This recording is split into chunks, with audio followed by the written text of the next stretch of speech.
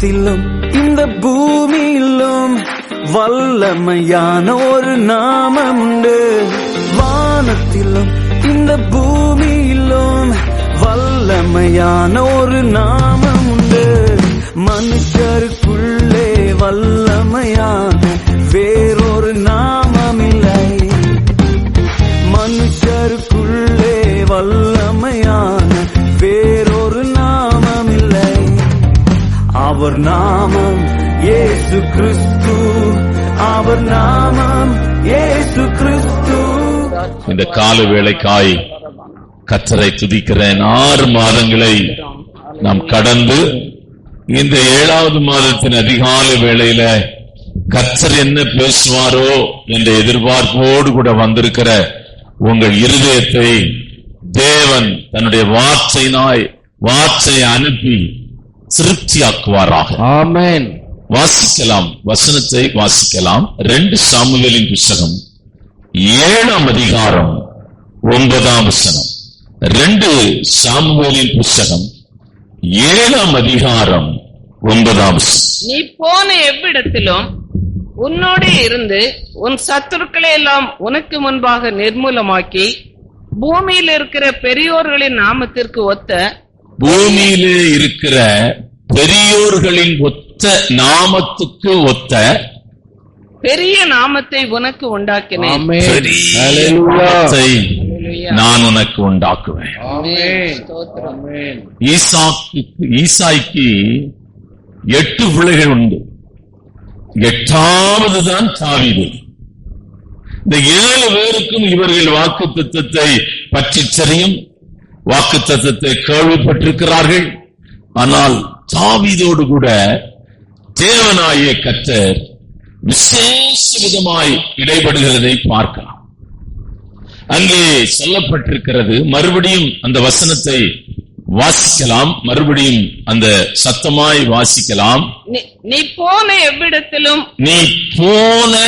எவ்விடத்திலும் உன்னோடு இருந்து உன் சத்துருக்களை எல்லாம் உனக்கு முன்பாக நிர்மூலமாக்கி பூமியில் இருக்கிற பெரியோர்களின் நாமத்திற்கு ஒத்த பூமியிலே உள்ள பெரியோரின் நாமத்துக்கு ஒத்த பெரிய நாமத்தை நான் உனக்கு கொடுப்பேன். தாவீதை குறித்து அருமையான வேதத்தை வாசிக்கும் போது அவனுடைய பேர் அருமையான கர்த்தருடைய பிள்ளைகளை நீங்க வாசித்தால் ஆச்சரியமாயிருக்கும். ஒரு சில வசனங்களை நீங்கள் வாசிக்கலாம். மத்தேயு எழுதின சுவிசேஷம் 12ஆம் அதிகாரம் 23ஆம் வசனத்தை வாசிக்கலாம். சீக்கிரமாய் ஆச்சரியப்பட்டு தாவீதின் குமாரன் இவர்தானோ என்றார்கள்.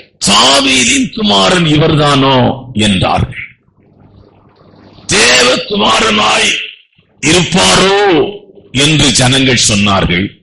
ரோமருக்கு எழுதின நிருபம் 1ஆம் அதிகாரம் 5ஆம் வசனம், 2 தீமோத்தேயுவின் புத்தகம் 2ஆம் அதிகாரம் 8ஆம் வசனம். மாம்சத்தின்படி தாவீதின் சந்ததியில் பிறந்தவரும் பாருங்க, தாவீதுடைய நாமத்தை எவ்வளவாய் கர்த்தர் உயர்த்தி இருக்கிறார் என்று பாருங்கள். பெரியோர்களுக்கு ஒத்த நாமத்தை நான் உனக்கு தருவேன். நீங்கள் வெளிப்படுத்தின புத்தகம் 3ஆம் அதிகாரம் 7ஆம் வசனம். பிலதெல்பியா சபையின் தூதனுக்கு நீ எழுத வேண்டியது என்னவெனில், பரிசுத்தம் உள்ளவரும் சத்தியம் உள்ளவரும் தாவீதின் திறவுகோல் என்று எழுதப்பட்டிருக்கிறது. வெளிப்படுத்தின புத்தகம் 5ஆம் அதிகாரம் 5ஆம் வசனத்தை வாசிக்கலாம்.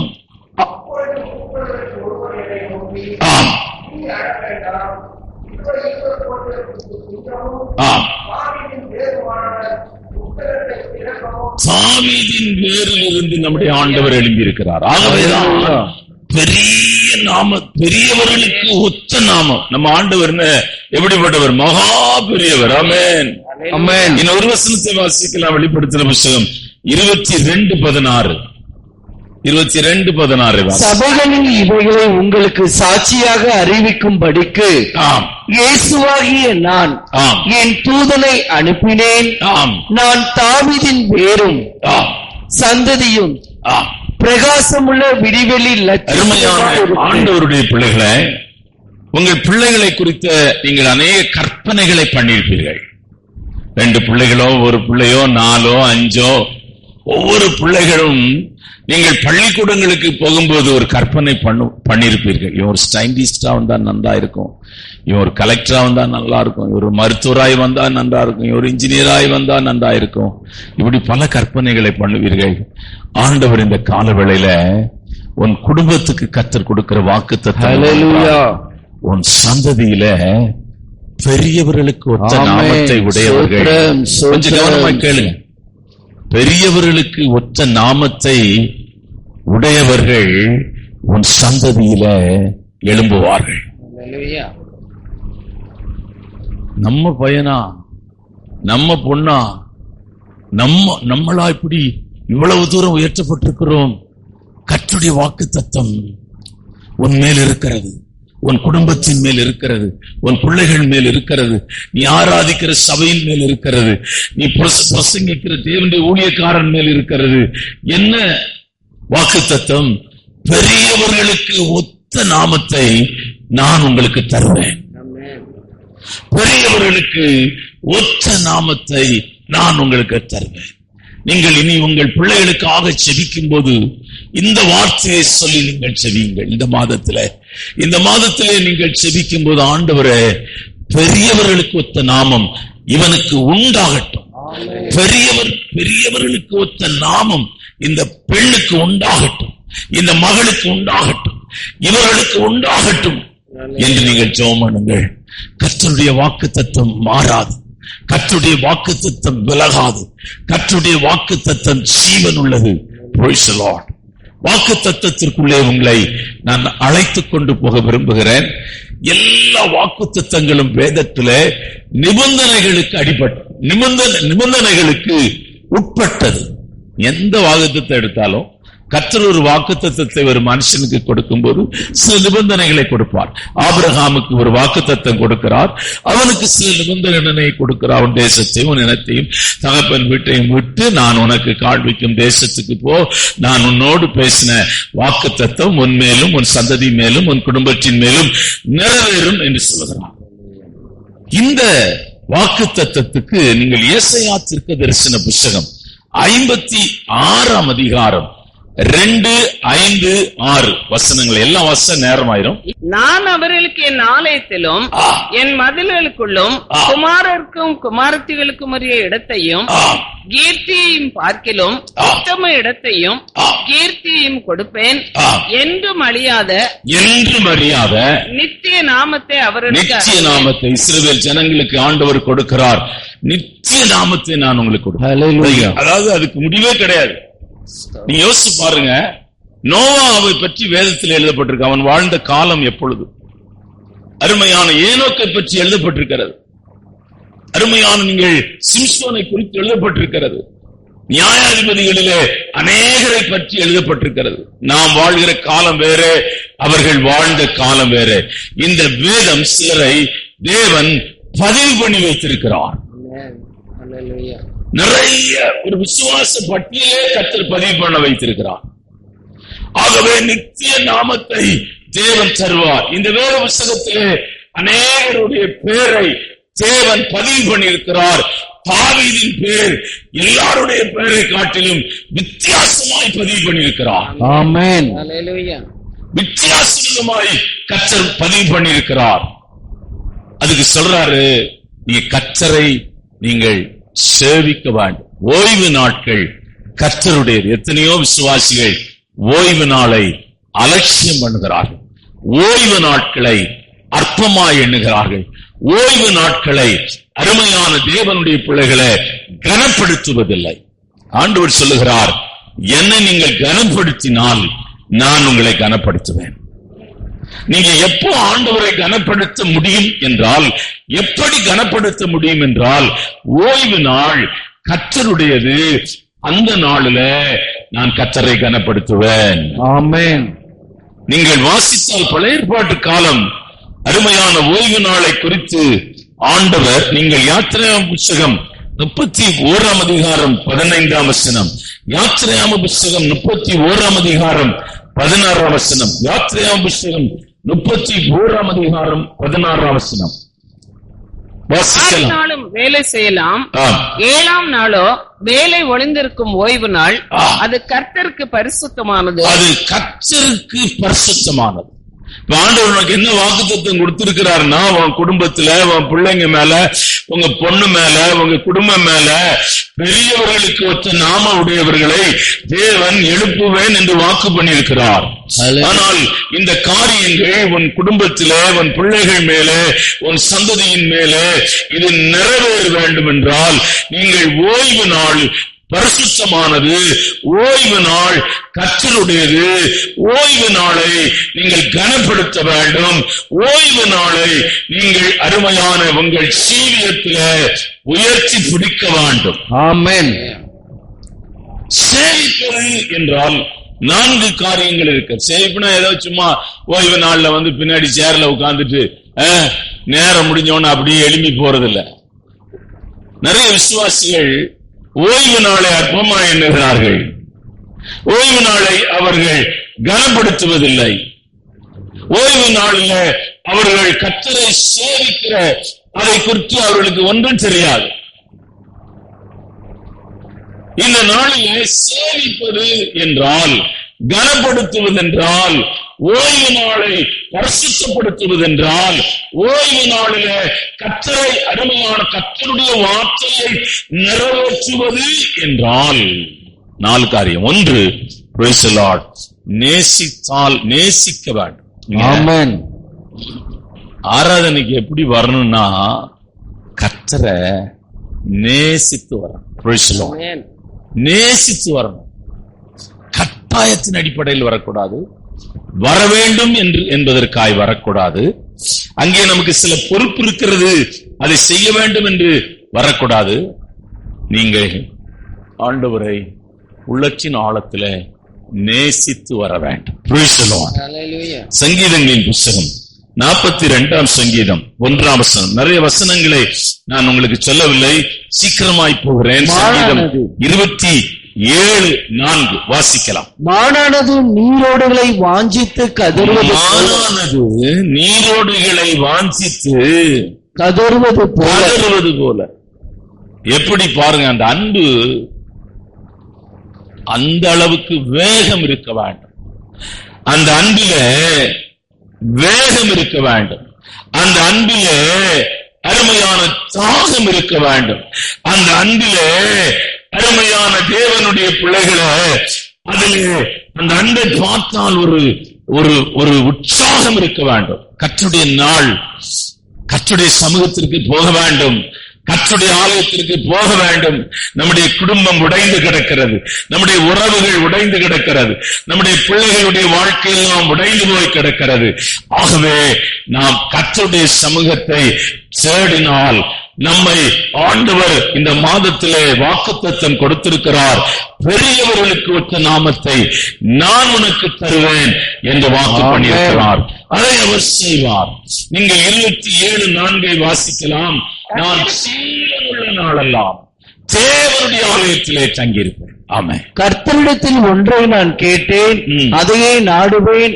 நான் கர்த்தருடைய மகிமையை பார்க்கும்படியாகவும் அவருடைய ஆலயத்தில் ஆராய்ச்சி செய்யும்படியாகவும் நான் என் ஜீவனுள்ள நாளெல்லாம் கர்த்தருடைய ஆலயம். ஜீவனுள்ள நாள், டைம், வாழ்கிற டைம் லிமிட், அதுக்கு ஒரு லிமிட் வச்சுக்கிறாரு கர்த்தர். அவன் எவ்வளவு பெரிய மனுஷனா இருந்தாலும் சரி, அவன் எவ்வளவு கோடீஸ்வரனா இருந்தாலும் சரி, அவன் எவ்வளவு பெரிய ஹை எஜுகேட்டடா இருந்தாலும் சரி, அவன் எவ்வளவு பெரிய பதவியில் இருந்தாலும் சரி, உலகத்தை ஆளுகிற மனுஷனா இருந்தாலும் சரி, அவனுக்கு லைஃப் லிமிட் வச்சுக்கிறார். நம்ம வாழ்க்கையில கர்த்தர் கொடுத்த நாளுல அருமையான வாழ்க்கை முடிவில கணக்கு போடும். கணக்கு போட்டு கர்த்தரை நம்ம எவ்வளவு நாள் ஆராதித்து இருக்கிறோம், எவ்வளவு நாள் ஆப்சென்ட் ஆயிருக்கு. நீ ஆப்சென்ட் ஆனா கர்த்தரை ஆராதிப்பதில பைபிள்ல சொல்லப்பட்டிருக்கிறது. மத்தேயு 15ஆம் அதிகாரம் 9ஆம் வசனம், மார்க் 7:7 சொல்லப்பட்டிருக்கிறது. அவர்கள் வீணா எனக்கு ஆராதனை செய்கிறார். வீணா செய்றாங்க, வீணா எனக்கு ஆராதனை செய்கிறார். அடுத்தபடியாக அருமையான தேவனுடைய பிள்ளைகளை ஆராதனையில ஓய்வு நாளில இரண்டாவது பகுதி கர்த்தரை துதிக்கிற பகுதி. அதாவது சேவிப்பது என்றால் அதுக்கு நான்கு காரியங்களை உள்ளடக்கின வார்த்தை தான் சேவிப்பது. இரண்டாவது துதிப்பது. Praise the Lord. வாசிக்கலாம் சங்கீதங்களின் புத்தகம் 22ஆம் சங்கீதம் 25ஆம் வசனம், சங்கீதங்களின் புத்தகம் 35ஆம் சங்கீதம் 18ஆம் வசனம், சங்கீதங்களின் புத்தகம் 150:1, சங்கீதம் 95:2, 1-2 வசனங்களை வாசி. மகா சபையிலே நான் உம்மை துதிப்பேன், அவருக்கு பயப்படுகிறவர்களுக்கு முன்பாக என் பொருத்தனைகளை செலுத்துவேன். மகா சபையில உம்மை துதிப்பேன். ஆமென். நீங்க ஆண்டவருடைய சமூகத்தில் உங்களுக்கு பாட தெரியுமோ பாட தெரியலையோ கைத்தட்டி அந்த பாட்டு சர்வீஸ்க்கு நீங்க வந்துடணும். ஆராதனையில முக்கியமானது கர்த்தரை துதிக்கிற பகுதி. ஆமென். நன்றியுள்ள இருதயத்தோடு கூட கரங்களை தட்டி. ஹல்லேலூயா. 11 மணிக்கெல்லாம் வரக்கூடாது. 10 மணி கர்த்தரை துதிக்கிற நேரம். எவ்வளவு வேலை இருக்கட்டும் எல்லாத்தையும் ஒதுக்கி போட்டுட்டு ஆண்டவரை துதிக்கிறது. இல்லைன்னா நான் பண்ற பிரசங்கம் உங்களுக்கு எந்த பிரயோஜனமும் இருக்காது. No use. கற்பாறை போலதான் உங்க இருதயம் இருக்கும். வழியோரத்தில் இருக்கிற விதைக்கிற இடத்தை போலதான் உங்கள் இருதயம் இருக்கும். முட்கள் போன்றுதான் அந்த இடத்திலே நிற்கிற அந்த பாறை போன்ற இருதயம் தான் இருக்கும். அருமையான தண்ணீர் இல்லாத வனாந்திரம் போலதான் உங்கள் இருதயம் இருக்கும். கர்த்தருடைய சமூகத்திலே வந்து பாடி கர்த்தரை மகிமைப்படுத்த வேண்டும். 2 மணி நேரம் தானே. 10க்கு ஸ்டார்ட் பண்றோம், 12:30. இதையும் கம்மி பண்ணீங்கன்னா எப்படி ஆசீர்வாதம் வரும்? 8 to 10. இதையே நீங்க கம்மி பண்ணிட்டீங்கன்னா எப்படி ஆசீர்வாதம் வரும்? எப்படி குடும்பத்துக்கு நன்மை வரும்? எப்படி பிள்ளைங்க ஆசீர்வதிக்கப்படுவாங்க? எப்படி நன்மை நம்ம உங்க வீட்டுக்கு வரும்? எப்படி பலகணி திறக்கப்படும்? இரண்டாவது, கர்த்தரை நீங்கள் துதியுங்கள். தாவீதுடைய வாழ்க்கையில தாவீதை போல கர்த்தரை துதித்த ஒரு மனுஷன் நீங்கள் வேதத்திலே பார்க்க முடியாது. அவனை வேதம் சங்கீதக்காரன் என்று அழைக்கிறது. ஹல்லேலூயா. அவன் ஒரு சங்கீதக்காரன். கர்த்தரை அதிகமாய் ஜீவனுள்ள நாளெல்லாம் நான் கர்த்தரை துதிப்பேன். பாடி துதிச்ச உள்ள இருக்கிற பிசாசு போயிடும். நல்ல கைத்தட்டி பாட்டு பாடினா சோர்வை உண்டு பண்ணுகிற பிசாசு, கவலையை உண்டு பண்ணுகிற பிசாசு, சோம்பேறித்தனத்தை உண்டு பண்ற பிசாசு, அருமையான பலவீனத்தை விதைக்கிற பிசாசு, சாக வேண்டும் என்ற உணர்வை வளர விடுகிற பிசாசுடைய கிரியைகள் எல்லாம் நீங்கள் கர்த்தரை துதிக்கும் போது, கரங்களை தட்டி ஆண்டவரை துதிக்கும் போது, அந்த துதியின் அபிஷேகம், அந்த துதியின் வல்லமை உங்கள் உணர்வை நிரப்பும், உங்கள் எண்ணங்களை நிரப்பும், உங்கள் இருதயத்தை நிரப்பும், உங்கள் ஆவியை நிரப்பும். உங்களை அருமையான தேவனுடைய பிள்ளைகளை நீங்கள் துதிக்கும் போது என்ன நடக்கும் என்றால், துதியின் அபிஷேகம் உங்கள் மேல் இறங்கும். நீங்கள் ஒரு துதியாகவே மாறிவிடுவீர்கள். ஆமென். அடுத்தபடியாக சேவிப்பது என்றால் 3வது இடத்துக்கு உங்களை கொண்டு போகிறேன். ஒரு பரிசுத்தமான ஜீவன். சண்டே கர்த்தரை ஆராதிக்க போகிறோம். நீங்க உங்களை ப்ரிப்பரேஷன் பண்ணணும், ப்ரிப்பேர் பண்ணணும். எப்படி? சனிக்கிழமை ஓய்வு நாள் ஒரு சபை இருக்குது, வெள்ளிக்கிழமை சாயங்காலம் ப்ரிப்பேர் ஆவாங்க. நம்ம கிரவுண்ட்ல விளையாட போறதுக்கு எவ்வளவு எக்ஸசைஸ் பண்றாங்க, எவ்வளவு பயிற்சி எடுக்கிறாங்க. நீச்சலுக்கு எவ்வளவு பயிற்சி எடுக்கிறாங்க, எல்லாத்துக்கும் பயிற்சி எடுக்கிறாங்க. ஞாயிற்றுக்கிழமை சட்டையை அப்படியே தூக்கி கழுத்துல போட்டு, அங்கே இருக்கிற பைபிளை அப்படியே தூக்கி, அந்த பையன் தூக்கிட்டு, எங்கடா பைபிள? அங்கேயா இருக்குது, எடுத்துட்டு அப்படியே சபைக்கு வர்றது. போகும்போது இங்க வச்சுட்டு போகுது. நான் போன் பண்ணி பைபிள் இருக்கு, அப்படியே அடுத்த வாரம் வரும்போது எடுத்துக்கிறேங்கிறான். எப்படி கர்த்தர் உங்களை ஆசீர்வதிப்பாரு? எப்படி கர்த்தர் உங்களுக்கு நன்மை செய்வாரு? டிவி ஆன் பண்ண விடுறதே இல்லை. அந்த லெட்டர்ல இருந்து கடைசி வணக்கம் போடுறது வரையும் விடுதில்லை. வணக்கம் முடிந்தது, அப்புறம் தான் அம்மாவும் முடியும். ஒரு ஆசீர்வாதம் வராது, ஒரு நன்மை வராது. நான் வாக்கு தத்துவம் எனக்கு தான் வந்து பலிக்கும். கடைசி நான் வாக்கு இரண்டு, நீங்கள் பரிசுத்தத்தை நீங்க கொஞ்சம் கொஞ்சமா சரி பண்ணணும். எது வீட்டுல சரியா இல்லையோ அது சரி பண்ணணும். ஆமென். ஹல்லேலூயா. எது சரியில்லையோ, நம்முடைய வாழ்க்கையின் பகுதி எது சரியில்லையோ அது சரிப்படுத்தும். அவஞ்சரில் அதெல்லாம் நமக்கு தேவையில்லை. யார் எப்படியா போயிட்டு அந்த பக்கம் திரும்பினா நமக்கு ஹார்ட் அட்டாக் வந்துடும், இந்த பக்கம் திரும்பினா நமக்கு மாரடைப்பு கண்டிப்பா வரும். எந்த பக்கம் திரும்ப வேண்டாம், நம்ம பாட்டுக்கு நம்ம கர்த்தரை மாத்திரம் பார்த்து நம்ம சரி பண்ணிட்டு போவோம். வாசிக்கலாம் சங்கீதங்களின் புஸ்தகம் 96ஆம் சங்கீதம் 9ஆம் வசனம், ஒரே ஒரு வசனம். பரிசுத்த அலங்காரத்துடனே, பரிசுத்த அலங்காரத்தோட நல்ல நீட்டா ட்ரெஸ் சட்டை நல்ல ஷேவெல்லாம் பண்ணி நீட்டா வரணும் சர்ச்சுக்கு. ஏன்னா ஆண்டவரோடு கூட பேச போறோம், ஆண்டவரை சந்திக்க போகிறோம், ஆண்டவருடைய பிரசன்னத்தை உணர போகிறோம். ஒரு எதிர்பார்ப்போடு கூட வரணும். இன்டர்வியூக்கு போகும்போது எப்படி வருவாங்க? 50 பேர் நின்னா கூட இவன் மனசு என்ன தெரியுமா சொல்லணும்? ஆண்டவரே என்ன செலக்ட் பண்ணும், நான் செலக்ட் ஆகணும். இவ்வளவு பேர் நீ செலக்ட் ஆகாட்டாலும் பரவாயில்ல, நான் செலக்ட் ஆகணும். சாட்சி வந்து சொல்லுவாங்க, 50 பேர் வந்தார்கள், அதன் மத்தியிலே கர்த்தர் என்னை செலக்ட் பண்ணும்படியாய் உதவி செய்தார். ஆமென். ஆமென் சொல்லாதீங்க, ப்ரிப்பேர் ஆகணும். ஆமென் சோத்திரம் ஈஸியா சொல்லலாம், ப்ரிப்பரேஷன் இருக்கணும். ஞாயிற்றுக்கிழமை ஆராதனையில ப்ரிப்பரேஷன் இருக்கும். நல்ல சண்டையும் போட்டுட்டு அவன் அந்த பக்கம் சண்டை போட்டு அந்த பக்கமா எழுதி போறா, இவன் இந்த பக்கம் இந்த பக்கமா போறான். வீட்டுல எல்லாம் வச்சுடுவோம் மேளத்தைங்கிறான். எப்படி ஆசீர்வாதம் வரும்? எப்படி நன்மை வரும்? இந்த அம்மா ஏமா நீ சர்ச்சுக்கு பேக் எடுத்து கடைக்கு போறேன், நீ மத்தியானம் வரும் உனக்கு சாப்பாடு கொடுக்க வேண்டாமா? உன் மூஞ்சி ஆளும் பாரு, நீ அங்க இருந்து எரிச்சலா வருவ, சாப்பிடுவியா? சாப்பாடு வைக்க வேண்டாமா? சொல்லி பேக்க தூக்கி போட்டுறேன். அவன் ஒண்ணுமே பேசாம வந்துடும். எல்லாம் விசுவாசியுடைய வாழ்க்கையில் நடக்கிறதா, எல்லாம் பார்த்து கேள்விப்படுகிறதா. ஏன் வரல சர்ச்சுக்கு? சமையல் பண்ண வீட்டுக்காரர் திங்கக்கிழமை பண்ணல, செவ்வாய்க்கிழமை பண்ணல, புதன்கிழமை பண்ணல, வியாழக்கிழமை பண்ணல, வெள்ளிக்கிழமை பண்ணல, ஞாயிற்றுக்கிழமை தான் பண்ணணுமா? ஞாயிற்றுக்கிழமை தான் லீவு, அன்னைதான் பண்ண முடியும். எவ்வளவு ஆன்சர் எப்படி வச்சுக்கிறாங்கன்னு நினைக்கிறீங்க? ஒவ்வொருத்தரையும் கேட்டா, ஏமா சர்ச்சுக்கு வரல? கால் சரியில்லை. அங்க போய் டாக்டர் ஆஸ்பத்திரியில 3 மணி நேரம் போய் உட்கார்ந்து இருக்கிறிய, 3 மணி நேரம் அப்படி இப்படி பண்றான், அவன் இப்படி பண்றான், அப்படி பண்றான், அதுக்கெல்லாம் போய் பண்றிய. சர்ச்சுக்கு வரலையும் கால் சரியில்லை. உனக்கு முடிச்ச உடனே இங்க எல்லாம் உனக்கு எக்ஸசைஸ் கொடுக்குற ஆட்கள் அங்க இருக்கிறாங்க. முடிச்ச உடனே எக்ஸசைஸ் முடிச்சுட்டு போ. ஆண்டவருடைய வாக்கு தத்தத்தை நீங்கள் பெற்றாக வேண்டும். இது ஒண்ணும் மந்திர புஸ்தகம் கிடையாது, இது ஒண்ணும் மந்திரம் போதற புக்கு கிடையாது. நன்மை வந்துரும் சொல்றதுக்கு. மூன்றாவது, நீங்கள் பரிசுத்தமாய் உங்கள் ஜீவியத்தை மாற்ற வேண்டும், அதற்கு உங்களை ஒப்புக் கொடுக்க வேண்டும். இது சரியில்லாத பாதை நாம் போய்கொண்டிருக்கிறோம், ஒத்துக்கொள்ளிட்டு அதை மனம் திரும்பி அந்த பாதையில போகக்கூடாது. ஆமென்.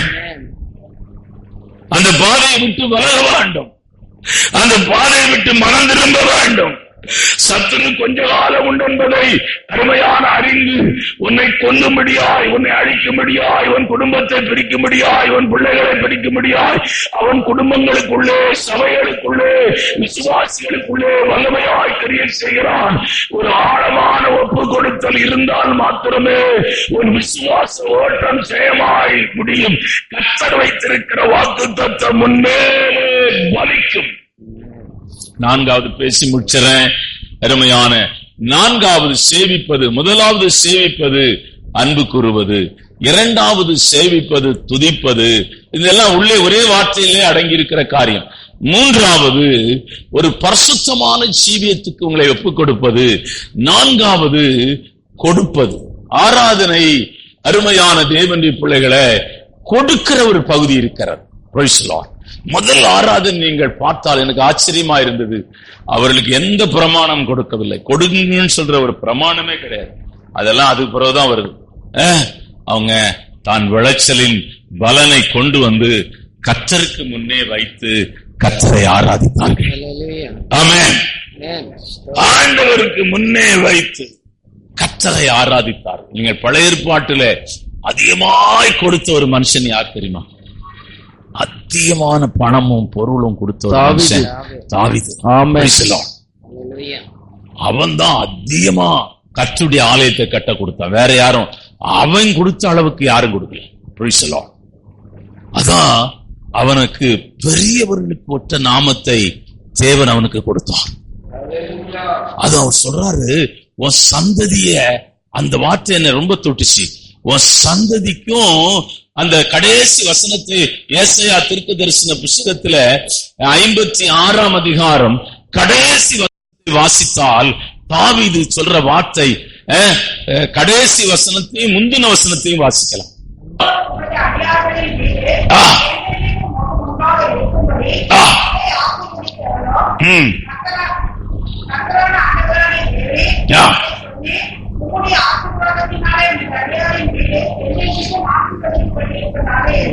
என்றென்றைக்கும் ஆசீர்வதிக்கப்பட்டிருப்பதா.